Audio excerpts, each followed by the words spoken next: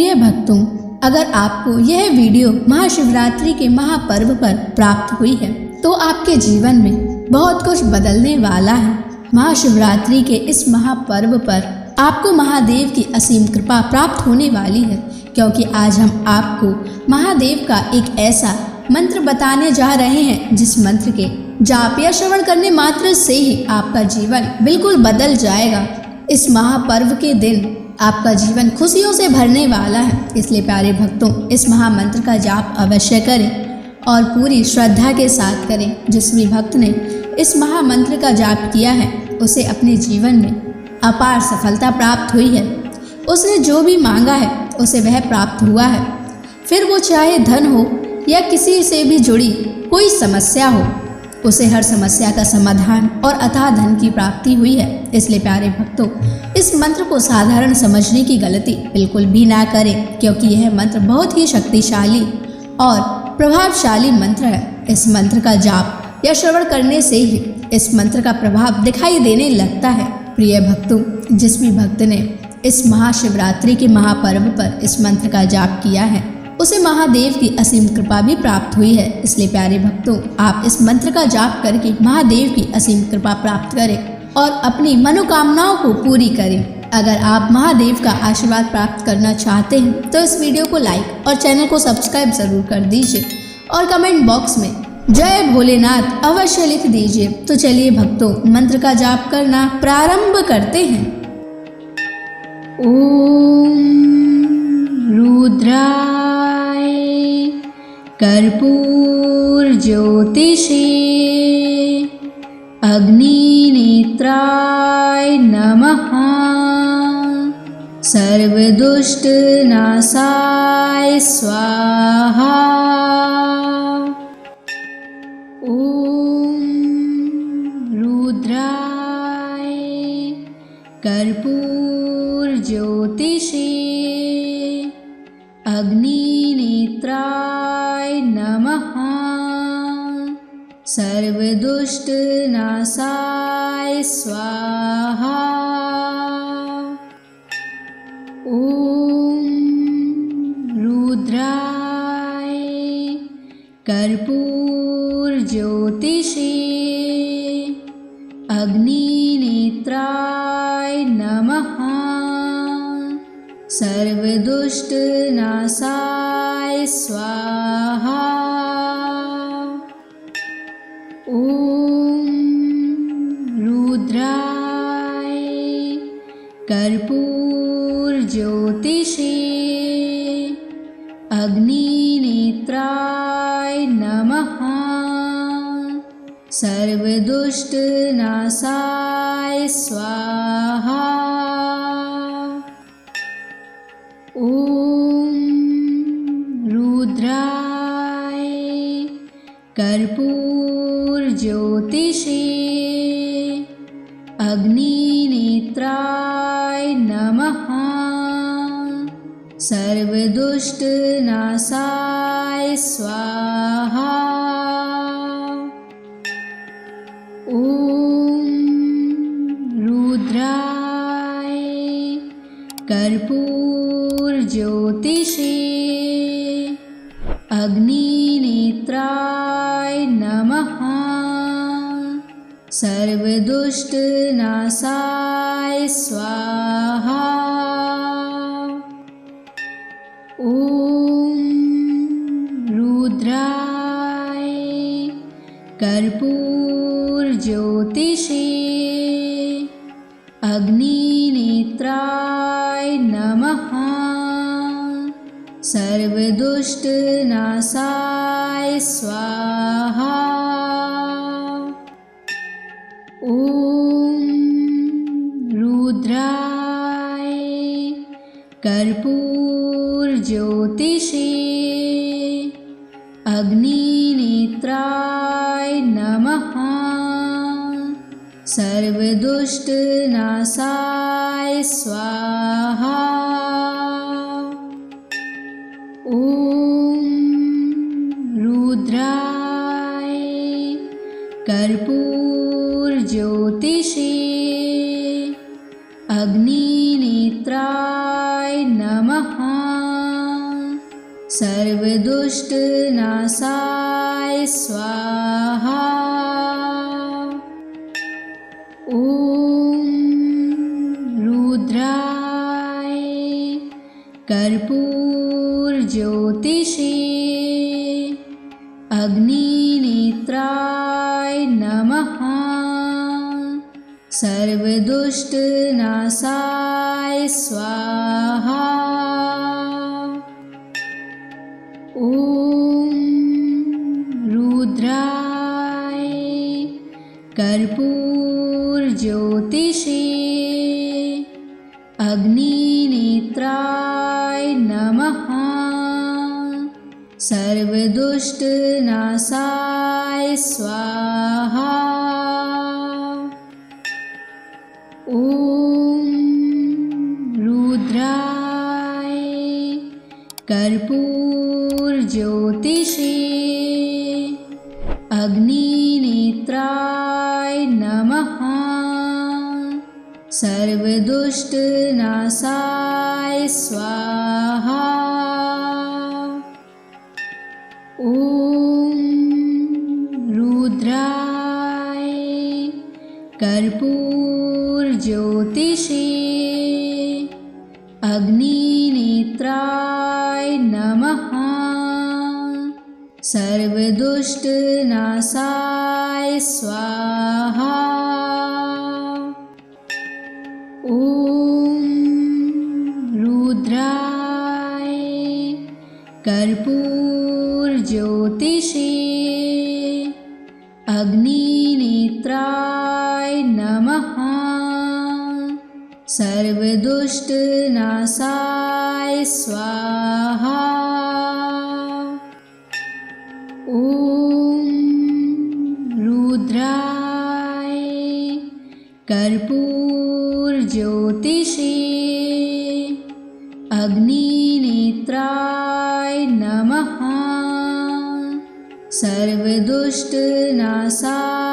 स्वाहा।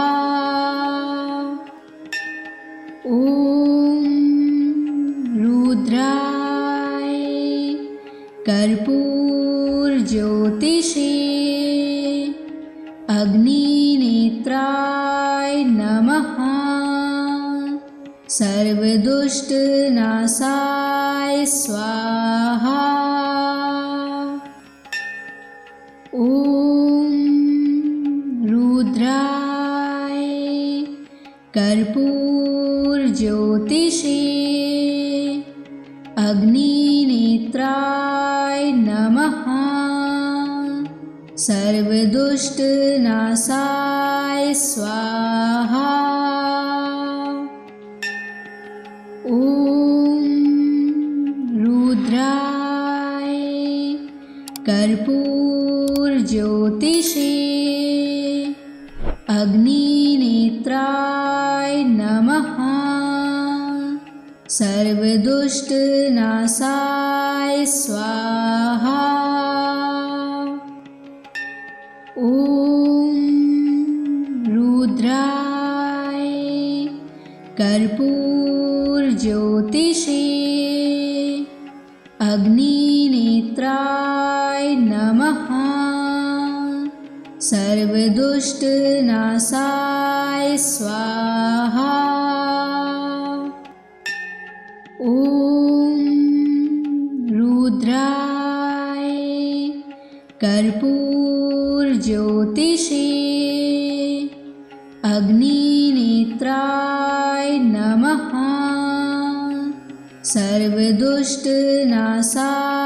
स्वाहा। ॐ रुद्राय कर्पूरज्योतिषे अग्निनेत्राय नमः। सर्वदुष्टनाशाय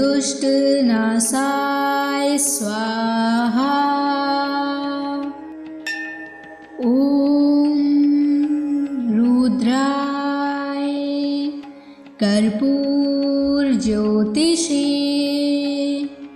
अग्निनेत्राय नमः। सर्वदुष्टनाशाय स्वाहा। ॐ रुद्राय कर्पूरज्योतिषे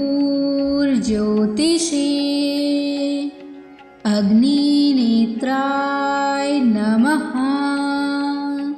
सर्वदुष्टनाशाय स्वाहा। ॐ रुद्राय कर्पूरज्योतिषे अग्निनेत्राय नमः। सर्वदुष्टनाशाय स्वाहा। ॐ रुद्राय कर्पूरज्योतिषे अग्निनेत्राय नमः। सर्वदुष्टनाशाय स्वाहा। ॐ रुद्राय कर्पूरज्योतिषे अग्निनेत्राय नमः। सर्वदुष्टनाशाय स्वाहा। ॐ रुद्राय कर्पूरज्योतिषे अग्निनेत्राय नमः। सर्वदुष्टनाशाय स्वाहा। ॐ रुद्राय कर्पूरज्योतिषे अग्निनेत्राय नमः। सर्वदुष्टनाशाय स्वाहा। ॐ रुद्राय कर्पूरज्योतिषे अग्निनेत्राय नमः। सर्वदुष्टनाशाय स्वाहा। ॐ रुद्राय कर्पूरज्योतिषे अग्निनेत्राय नमः। सर्वदुष्टनाशाय स्वाहा। ॐ रुद्राय कर्पूरज्योतिषे अग्निनेत्राय नमः। सर्वदुष्टनाशाय स्वाहा। ॐ रुद्राय कर्पूरज्योतिषे अग्निनेत्राय नमः। सर्वदुष्टनाशाय स्वाहा। ॐ रुद्राय कर्पूरज्योतिषे अग्निनेत्राय नमः। सर्वदुष्टनाशाय स्वाहा। ॐ रुद्राय कर्पूरज्योतिषे अग्निनेत्राय नमः। सर्वदुष्टनाशाय स्वाहा। ॐ रुद्राय कर्पूरज्योतिषे अग्निनेत्राय नमः। सर्वदुष्टनाशाय स्वाहा।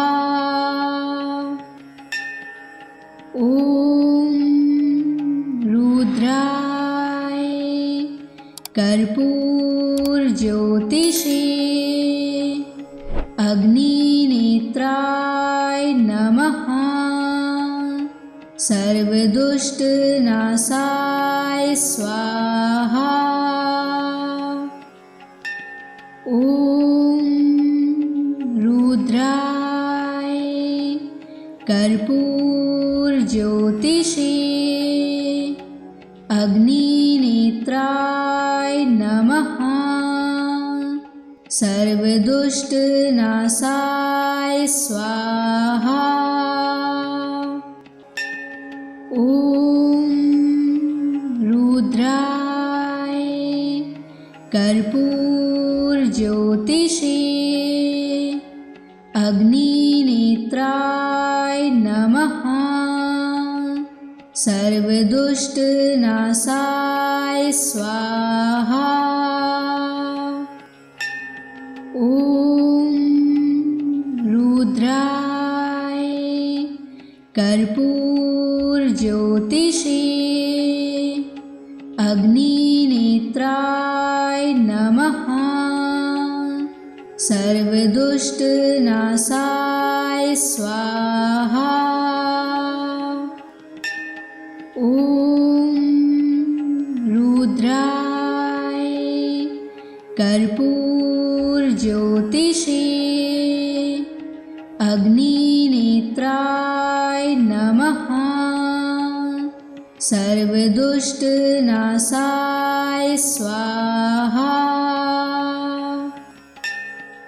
ॐ रुद्राय कर्पूरज्योतिषे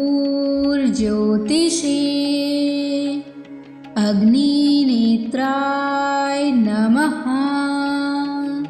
सर्वदुष्टनाशाय स्वाहा।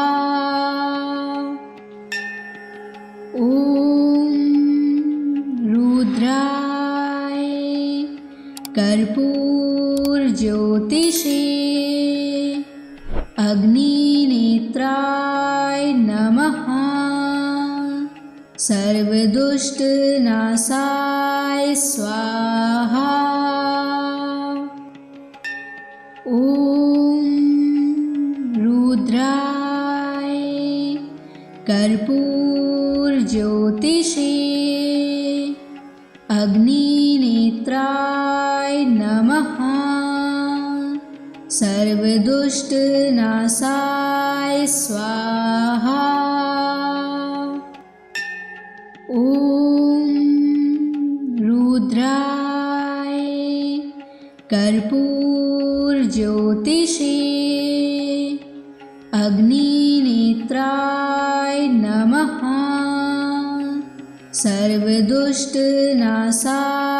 स्वाहा। ॐ रुद्राय कर्पूरज्योतिषे अग्निनेत्राय नमः। सर्वदुष्टनाशाय स्वाहा। ॐ रुद्राय कर्पूरज्योतिषे अग्निनेत्राय नमः। सर्वदुष्टनाशाय स्वाहा। ॐ रुद्राय कर्पूरज्योतिषे अग्निनेत्राय नमः। सर्वदुष्टनाशाय स्वाहा। ॐ रुद्राय कर्पूरज्योतिषे अग्निनेत्राय नमः। सर्वदुष्टनाशाय स्वाहा। ॐ रुद्राय कर्पूरज्योतिषे अग्निनेत्राय नमः। सर्वदुष्टनाशाय स्वाहा। ॐ रुद्राय कर्पूरज्योतिषे अग्निनेत्राय नमः। सर्वदुष्टनाशाय स्वाहा। ॐ रुद्राय कर्पूरज्योतिषे अग्निनेत्राय नमः। सर्वदुष्टनाशाय स्वाहा। ॐ रुद्राय कर्पूरज्योतिषे अग्निनेत्राय नमः। सर्वदुष्टनाशाय स्वाहा। ॐ रुद्राय कर्पूरज्योतिषे अग्निनेत्राय नमः। सर्वदुष्टनाशाय स्वाहा। ॐ रुद्राय कर्पूरज्योतिषे अग्निनेत्राय नमः। सर्वदुष्टनाशाय स्वाहा। ॐ रुद्राय कर्पूरज्योतिषे अग्निनेत्राय नमः। सर्वदुष्टनाशाय स्वाहा। ॐ रुद्राय कर्पूरज्योतिषे अग्निनेत्राय नमः। सर्वदुष्टनाशाय स्वाहा। ॐ रुद्राय कर्पूरज्योतिषे अग्निनेत्राय नमः। सर्वदुष्टनाशाय स्वाहा। ॐ रुद्राय कर्पूरज्योतिषे अग्निनेत्राय नमः। सर्वदुष्टनाशाय स्वाहा। ॐ रुद्राय कर्पूरज्योतिषे अग्निनेत्राय नमः। सर्वदुष्टनाशाय स्वाहा। ॐ रुद्राय कर्पूरज्योतिषे अग्निनेत्राय नमः। सर्वदुष्टनाशाय स्वाहा। ॐ रुद्राय कर्पूरज्योतिषे अग्निनेत्राय नमः। सर्वदुष्टनाशाय स्वाहा। ॐ रुद्राय कर्पूरज्योतिषे अग्निनेत्राय नमः। सर्वदुष्टनाशाय स्वाहा। ॐ रुद्राय कर्पूरज्योतिषे अग्निनेत्राय नमः। सर्वदुष्टनाशाय स्वाहा। ॐ रुद्राय कर्पूरज्योतिषे अग्निनेत्राय नमः। सर्वदुष्टनाशाय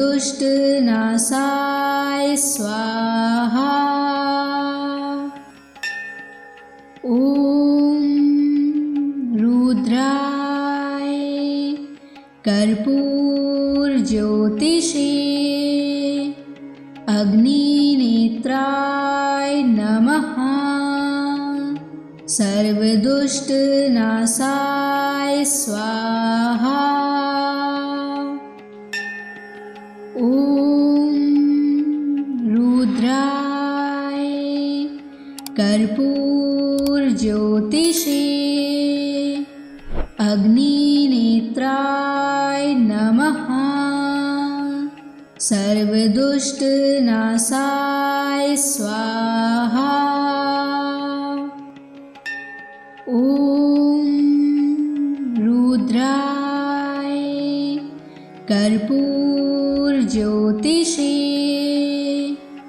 अग्निनेत्राय नमः। सर्वदुष्टनाशाय स्वाहा। ॐ रुद्राय कर्पूरज्योतिषे अग्निनेत्राय नमः। सर्वदुष्टनाशाय स्वाहा। ॐ रुद्राय कर्पूरज्योतिषे अग्निनेत्राय नमः। सर्वदुष्टनाशाय स्वाहा। ॐ रुद्राय कर्पूरज्योतिषे अग्निनेत्राय नमः। सर्वदुष्टनाशाय स्वाहा। ॐ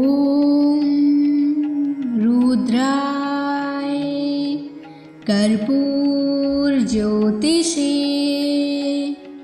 अग्निनेत्राय नमः। सर्वदुष्टनाशाय स्वाहा। ॐ रुद्राय कर्पूरज्योतिषे अग्निनेत्राय नमः। सर्वदुष्टनाशाय स्वाहा। ॐ रुद्राय कर्पूरज्योतिषे अग्निनेत्राय नमः। सर्वदुष्टनाशाय स्वाहा। ॐ रुद्राय कर्पूरज्योतिषे अग्निनेत्राय नमः। सर्वदुष्टनाशाय स्वाहा। ॐ रुद्राय कर्पूरज्योतिषे अग्निनेत्राय नमः। सर्वदुष्टनाशाय स्वाहा। ॐ रुद्राय कर्पूरज्योतिषे अग्निनेत्राय नमः। सर्वदुष्टनाशाय स्वाहा। ॐ रुद्राय कर्पूरज्योतिषे अग्निनेत्राय नमः। सर्वदुष्टनाशाय स्वाहा। ॐ रुद्राय कर्पूरज्योतिषे अग्निनेत्राय नमः। सर्वदुष्टनाशाय स्वाहा। ॐ रुद्राय कर्पूरज्योतिषे अग्निनेत्राय नमः। सर्वदुष्टनाशाय स्वाहा। ॐ रुद्राय कर्पूरज्योतिषे अग्निनेत्राय नमः। सर्वदुष्टनाशाय स्वाहा। ॐ रुद्राय कर्पूरज्योतिषे अग्निनेत्राय नमः। सर्वदुष्टनाशाय स्वाहा। ॐ रुद्राय कर्पूरज्योतिषे अग्निनेत्राय नमः। सर्वदुष्टनाशाय स्वाहा। ॐ रुद्राय कर्पूरज्योतिषे अग्निनेत्राय नमः। सर्वदुष्टनाशाय स्वाहा। ॐ रुद्राय कर्पूरज्योतिषे अग्निनेत्राय नमः। सर्वदुष्टनाशाय स्वाहा। ॐ रुद्राय कर्पूरज्योतिषे अग्निनेत्राय नमः। सर्वदुष्टनाशाय स्वाहा। ॐ रुद्राय कर्पूरज्योतिषे अग्निनेत्राय नमः। सर्वदुष्टनाशाय स्वाहा। ॐ रुद्राय कर्पूरज्योतिषे अग्निनेत्राय नमः। सर्वदुष्टनाशाय स्वाहा। ॐ रुद्राय कर्पूरज्योतिषे अग्निनेत्राय नमः। सर्वदुष्टनाशाय स्वाहा। ॐ रुद्राय कर्पूरज्योतिषे अग्निनेत्राय नमः। सर्वदुष्टनाशाय स्वाहा। ॐ रुद्राय कर्पूरज्योतिषे अग्निनेत्राय नमः। सर्वदुष्टनाशाय स्वाहा। ॐ रुद्राय कर्पूरज्योतिषे अग्निनेत्राय नमः। सर्वदुष्टनाशाय स्वाहा। ॐ रुद्राय कर्पूरज्योतिषे अग्निनेत्राय नमः। सर्वदुष्टनाशाय स्वाहा। ॐ रुद्राय कर्पूरज्योतिषे अग्निनेत्राय नमः। सर्वदुष्टनाशाय स्वाहा। ॐ रुद्राय कर्पूरज्योतिषे अग्निनेत्राय नमः। सर्वदुष्टनाशाय स्वाहा। ॐ रुद्राय कर्पूरज्योतिषे अग्निनेत्राय नमः।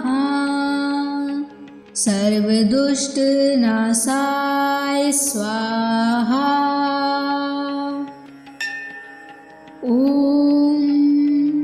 रुद्राय कर्पूरज्योतिषे अग्निनेत्राय नमः। सर्वदुष्टनाशाय स्वाहा। ॐ रुद्राय कर्पूरज्योतिषे अग्निनेत्राय नमः। सर्वदुष्टनाशाय स्वाहा। ॐ रुद्राय कर्पूरज्योतिषे अग्निनेत्राय नमः। सर्वदुष्टनाशाय स्वाहा। ॐ रुद्राय कर्पूरज्योतिषे अग्निनेत्राय नमः। सर्वदुष्टनाशाय स्वाहा। ॐ रुद्राय कर्पूरज्योतिषे अग्निनेत्राय नमः। सर्वदुष्टनाशाय स्वाहा। ॐ रुद्राय कर्पूरज्योतिषे अग्निनेत्राय नमः। सर्वदुष्टनाशाय स्वाहा। ॐ रुद्राय कर्पूरज्योतिषे अग्निनेत्राय नमः। सर्वदुष्टनाशाय स्वाहा। ॐ रुद्राय कर्पूरज्योतिषे अग्निनेत्राय नमः। सर्वदुष्टनाशाय स्वाहा। ॐ रुद्राय कर्पूरज्योतिषे अग्निनेत्राय नमः। सर्वदुष्टनाशाय स्वाहा। ॐ रुद्राय कर्पूरज्योतिषे अग्निनेत्राय नमः। सर्वदुष्टनाशाय स्वाहा। ॐ रुद्राय कर्पूरज्योतिषे अग्निनेत्राय नमः। सर्वदुष्टनाशाय स्वाहा। ॐ रुद्राय कर्पूरज्योतिषे अग्निनेत्राय नमः। सर्वदुष्टनाशाय स्वाहा। ॐ रुद्राय कर्पूरज्योतिषे अग्निनेत्राय नमः। सर्वदुष्टनाशाय स्वाहा। ॐ रुद्राय कर्पूरज्योतिषे अग्निनेत्राय नमः। सर्वदुष्टनाशाय स्वाहा। ॐ रुद्राय कर्पूरज्योतिषे अग्निनेत्राय नमः। सर्वदुष्टनाशाय स्वाहा। ॐ रुद्राय कर्पूरज्योतिषे अग्निनेत्राय नमः। सर्वदुष्टनाशाय स्वाहा। ॐ रुद्राय कर्पूरज्योतिषे अग्निनेत्राय नमः। सर्वदुष्टनाशाय स्वाहा। ॐ रुद्राय कर्पूरज्योतिषे अग्निनेत्राय नमः। सर्वदुष्टनाशाय स्वाहा। ॐ रुद्राय कर्पूरज्योतिषे अग्निनेत्राय नमः। सर्वदुष्टनाशाय स्वाहा। ॐ रुद्राय कर्पूरज्योतिषे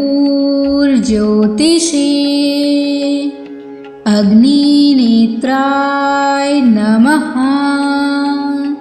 सर्वदुष्टनाशाय स्वाहा। ॐ रुद्राय कर्पूरज्योतिषे अग्निनेत्राय नमः। सर्वदुष्टनाशाय स्वाहा। ॐ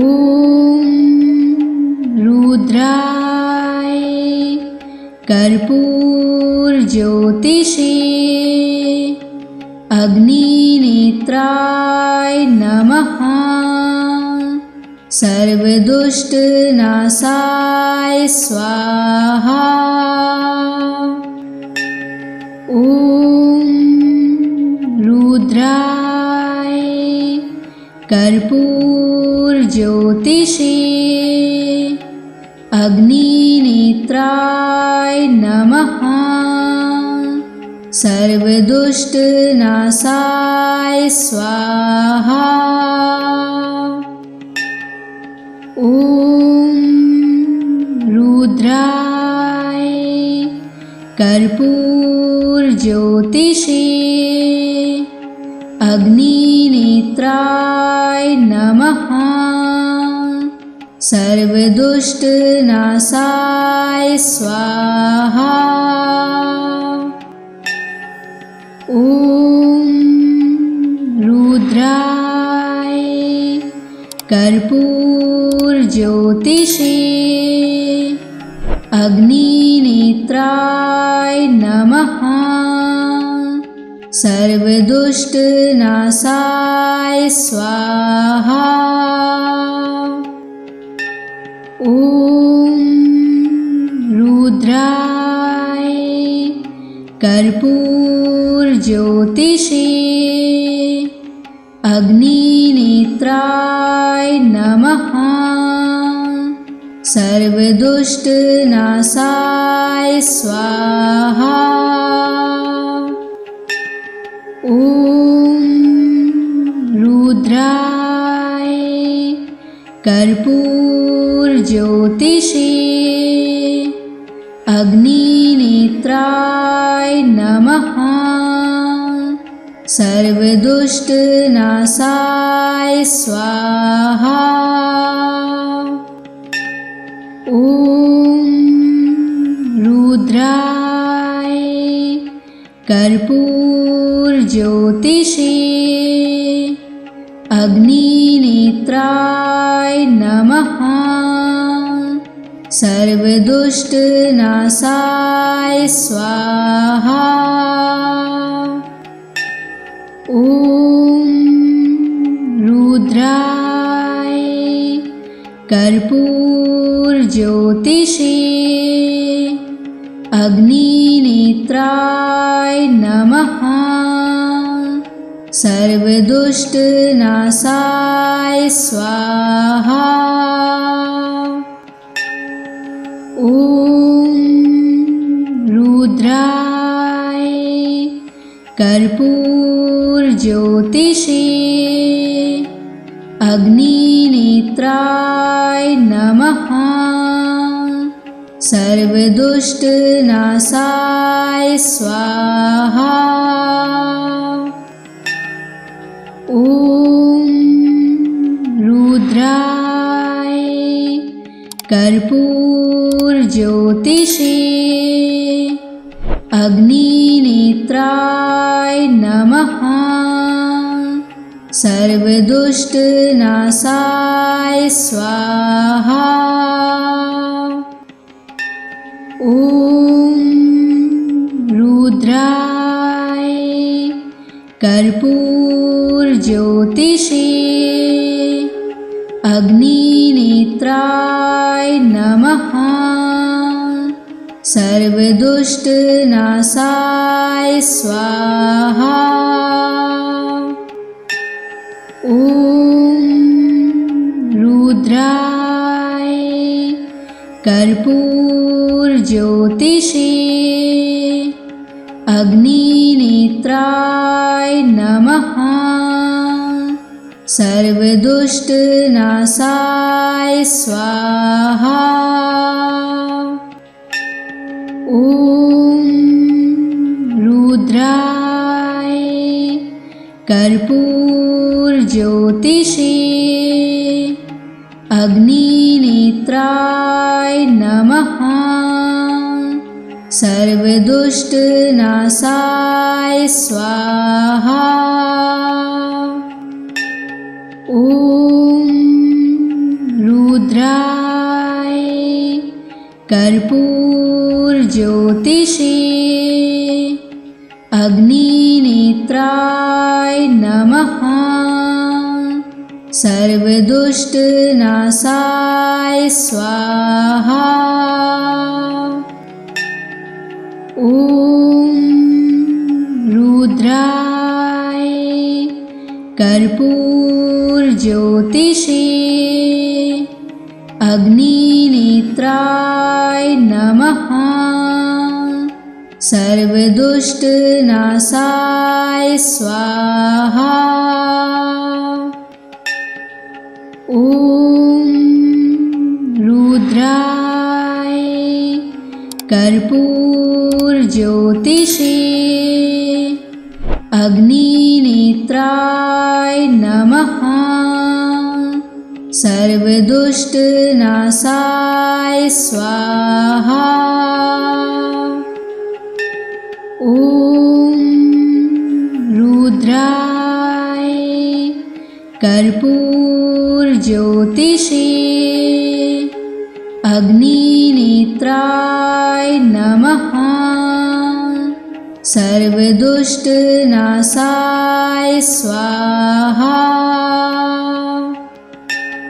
ॐ रुद्राय कर्पूरज्योतिषे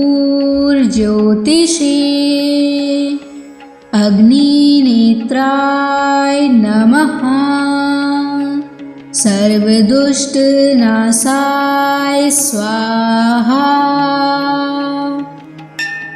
ॐ रुद्राय कर्पूरज्योतिषे अग्निनेत्राय नमः। सर्वदुष्टनाशाय स्वाहा। ॐ रुद्राय कर्पूरज्योतिषे अग्निनेत्राय नमः। सर्वदुष्टनाशाय स्वाहा। ॐ रुद्राय कर्पूरज्योतिषे अग्निनेत्राय नमः। सर्वदुष्टनाशाय स्वाहा। ॐ रुद्राय कर्पूरज्योतिषे अग्निनेत्राय नमः। सर्वदुष्टनाशाय स्वाहा। ॐ रुद्राय कर्पूरज्योतिषे अग्निनेत्राय नमः। सर्वदुष्टनाशाय स्वाहा। ॐ रुद्राय कर्पूरज्योतिषे अग्निनेत्राय नमः। सर्वदुष्टनाशाय स्वाहा। ॐ रुद्राय कर्पूरज्योतिषे अग्निनेत्राय नमः। सर्वदुष्टनाशाय स्वाहा। ॐ रुद्राय कर्पूरज्योतिषे अग्निनेत्राय नमः। सर्वदुष्टनाशाय स्वाहा। ॐ रुद्राय कर्पूरज्योतिषे अग्निनेत्राय नमः। सर्वदुष्टनाशाय स्वाहा। ॐ रुद्राय कर्पूरज्योतिषे अग्निनेत्राय नमः। सर्वदुष्टनाशाय स्वाहा। ॐ रुद्राय कर्पूरज्योतिषे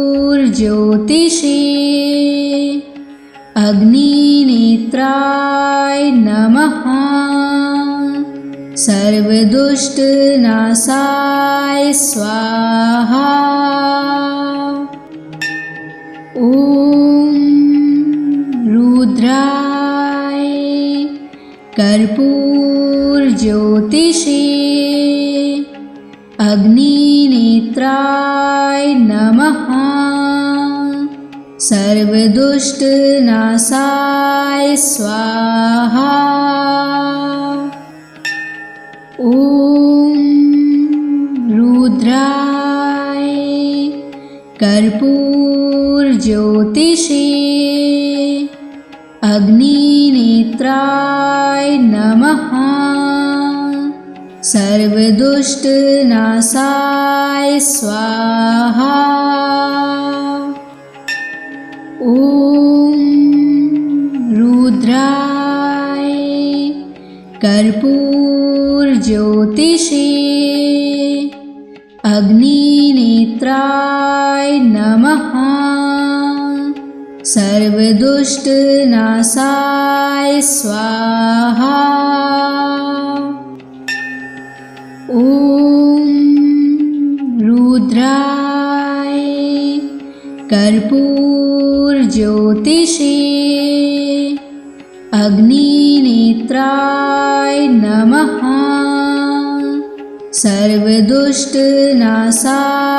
स्वाहा। ॐ रुद्राय कर्पूरज्योतिषे अग्निनेत्राय नमः। सर्वदुष्टनाशाय स्वाहा। ॐ रुद्राय कर्पूरज्योतिषे अग्निनेत्राय नमः। सर्वदुष्टनाशाय स्वाहा। ॐ रुद्राय कर्पूरज्योतिषे अग्निनेत्राय नमः। सर्वदुष्टनाशाय स्वाहा। ॐ रुद्राय कर्पूरज्योतिषे अग्निनेत्राय नमः। सर्वदुष्टनाशाय स्वाहा। ॐ रुद्राय कर्पूरज्योतिषे अग्निनेत्राय नमः। सर्वदुष्टनाशाय स्वाहा। ॐ रुद्राय कर्पूरज्योतिषे अग्निनेत्राय नमः। सर्वदुष्टनाशाय स्वाहा। ॐ रुद्राय कर्पूरज्योतिषे अग्निनेत्राय नमः। सर्वदुष्टनाशाय स्वाहा। ॐ रुद्राय कर्पूरज्योतिषे अग्निनेत्राय नमः। सर्वदुष्टनाशाय स्वाहा। ॐ रुद्राय कर्पूरज्योतिषे अग्निनेत्राय नमः। सर्वदुष्टनाशाय स्वाहा। ॐ रुद्राय कर्पूरज्योतिषे अग्निनेत्राय नमः। सर्वदुष्टनाशाय स्वाहा। ॐ रुद्राय कर्पूरज्योतिषे अग्निनेत्राय नमः। सर्वदुष्टनाशाय स्वाहा। ॐ रुद्राय कर्पूरज्योतिषे अग्निनेत्राय नमः। सर्वदुष्टनाशाय स्वाहा। ॐ रुद्राय कर्पूरज्योतिषे अग्निनेत्राय नमः। सर्वदुष्टनाशाय स्वाहा। ॐ रुद्राय कर्पूरज्योतिषे अग्निनेत्राय नमः। सर्वदुष्टनाशाय स्वाहा। ॐ रुद्राय कर्पूरज्योतिषे अग्निनेत्राय नमः। सर्वदुष्टनाशाय स्वाहा। ॐ रुद्राय कर्पूरज्योतिषे अग्निनेत्राय नमः। सर्वदुष्टनाशाय स्वाहा। ॐ रुद्राय कर्पूरज्योतिषे अग्निनेत्राय नमः। सर्वदुष्टनाशाय स्वाहा। ॐ रुद्राय कर्पूरज्योतिषे अग्निनेत्राय नमः। सर्वदुष्टनाशाय स्वाहा। ॐ रुद्राय कर्पूरज्योतिषे अग्निनेत्राय नमः। सर्वदुष्टनाशाय स्वाहा। ॐ रुद्राय कर्पूरज्योतिषे अग्निनेत्राय नमः। सर्वदुष्टनाशाय स्वाहा। ॐ रुद्राय कर्पूरज्योतिषे अग्निनेत्राय नमः। सर्वदुष्टनाशाय स्वाहा। ॐ रुद्राय कर्पूरज्योतिषे अग्निनेत्राय नमः। सर्वदुष्टनाशाय स्वाहा। ॐ रुद्राय कर्पूरज्योतिषे अग्निनेत्राय नमः। सर्वदुष्टनाशाय स्वाहा। ॐ रुद्राय कर्पूरज्योतिषे अग्निनेत्राय नमः। सर्वदुष्टनाशाय स्वाहा। ॐ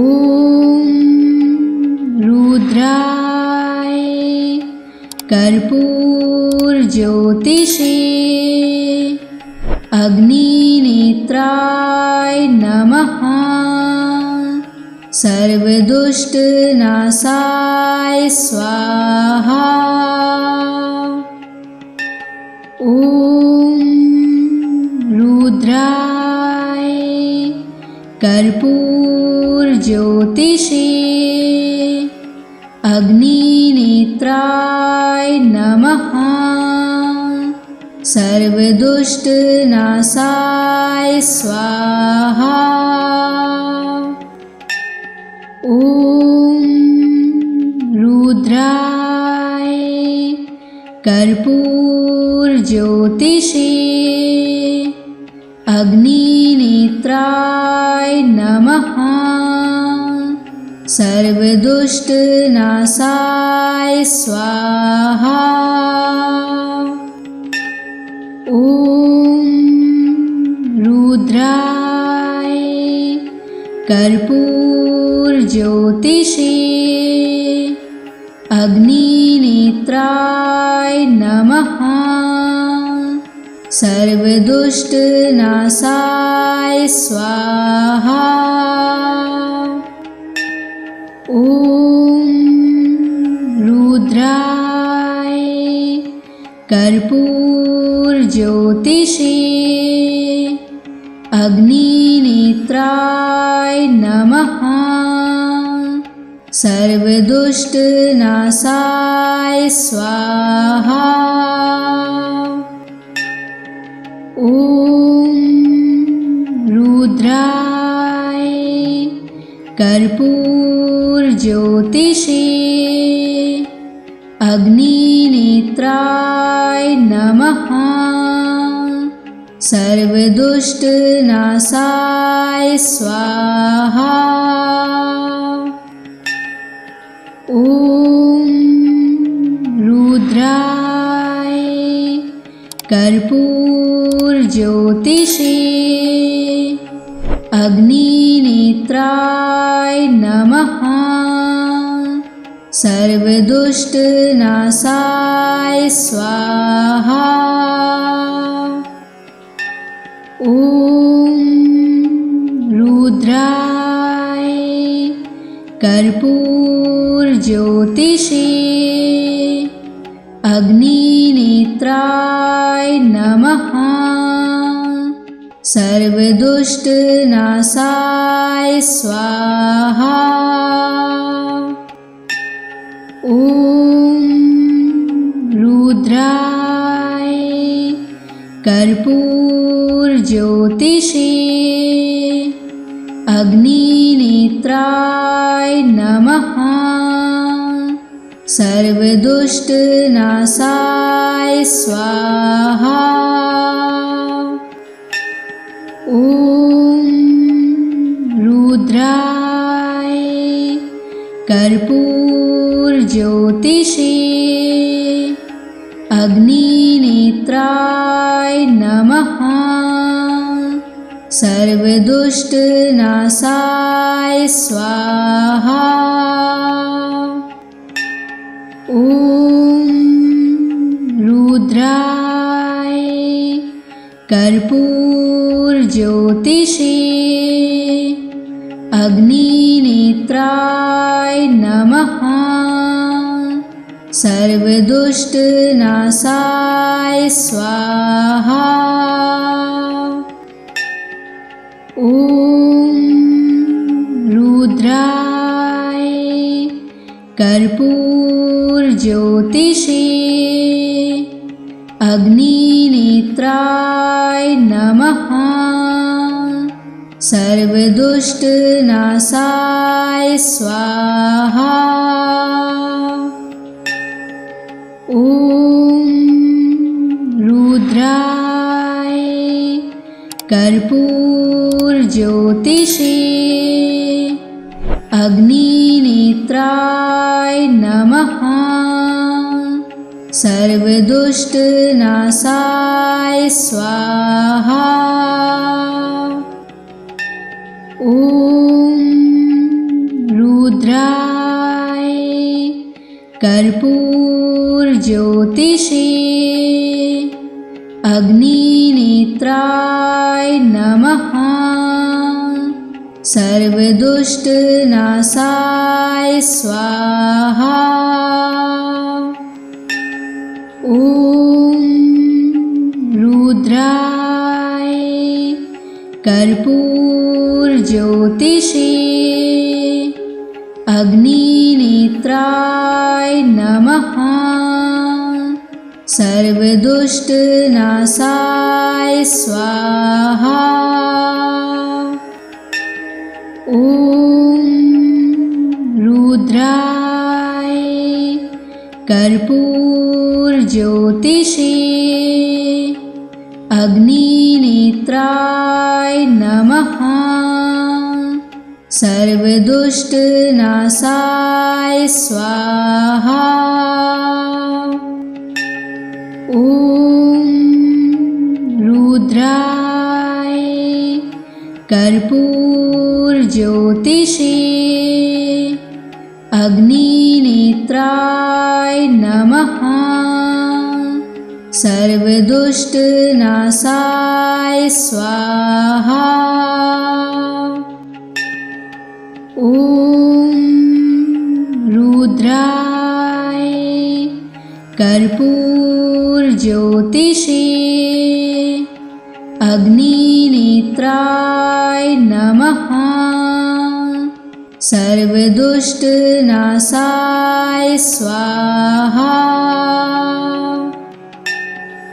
ॐ रुद्राय कर्पूरज्योतिषे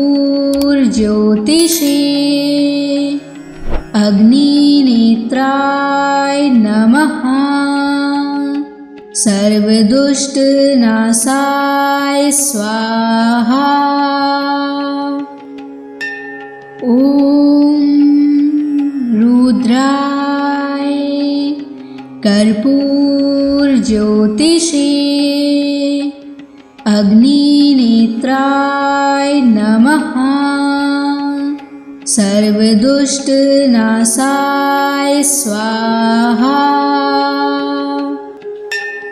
ॐ रुद्राय कर्पूरज्योतिषे अग्निनेत्राय नमः। सर्वदुष्टनाशाय स्वाहा। ॐ रुद्राय कर्पूरज्योतिषे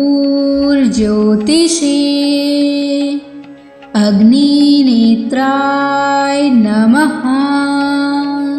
सर्वदुष्टनाशाय स्वाहा। ॐ